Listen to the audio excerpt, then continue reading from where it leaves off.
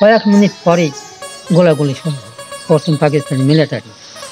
1971 সাল বিজয়ের 54 বছরের গৌরব।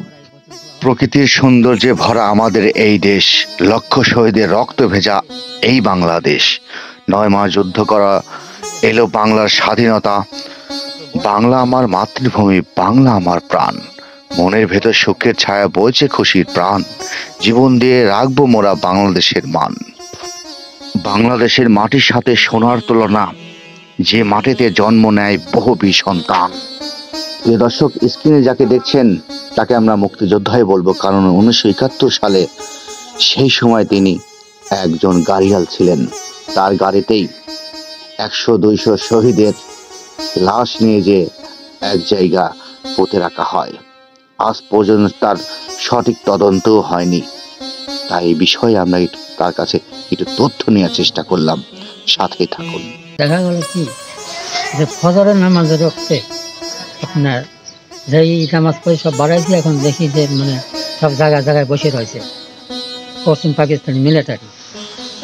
তখন সেই আমাদের এখানে মাওলানা ছেলে, মাওলানা বলা হলে, হুজুর এরকম যেটা গ্রামে যেটা মিলিটারি আসছে, তাহলে আমরা কি করবো এখন, তাহলে আমরা বাঁচবো না।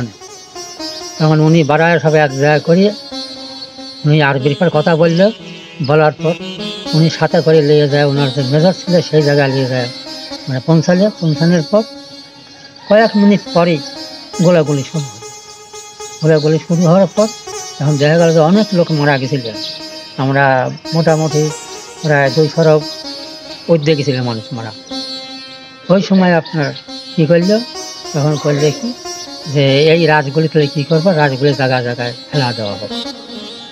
মাটি গর্ত করে গর্তের ভিতরে ফেলা দেওয়া হয়েছে, দিয়ে মাটিতে চাপা দেওয়া হয় গ্রামের।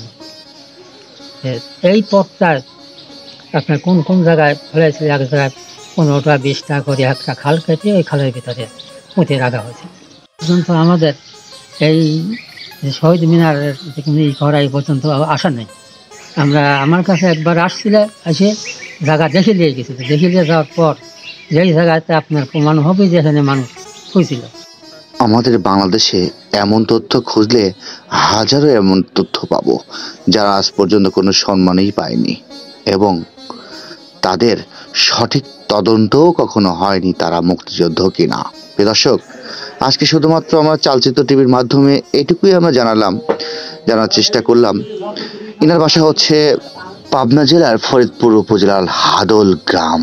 সেই সময় এক গাড়িয়াল, এই গাড়িয়াল যুদ্ধের সময় তিনি এই লাশগুলো বহন করতেন। যুদ্ধ হয়ে গেছে আজকে 54 বছর হয়ে যাচ্ছে।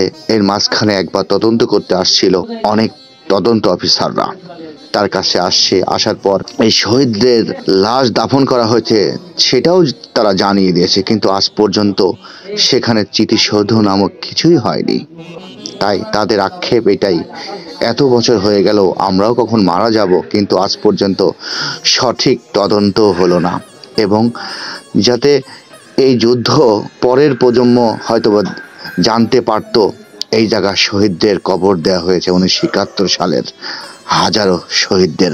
তাই তাদের এটুকুই দাবি যে সঠিক তদন্ত হলে তারা সঠিক স্থান দেখাই দিবে।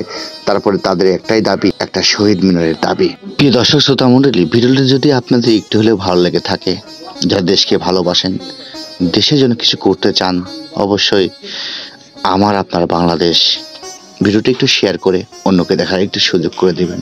হয়তো এই শেয়ারের মাধ্যমে কোনো তদন্ত অফিসারের কাছেও যেতে পারে। আজকের মতো আমি এখানেই বিদায় নেব। আমি এসআর বাপ্পি, চালচিত্র টিভি, পাবনা, হাদল।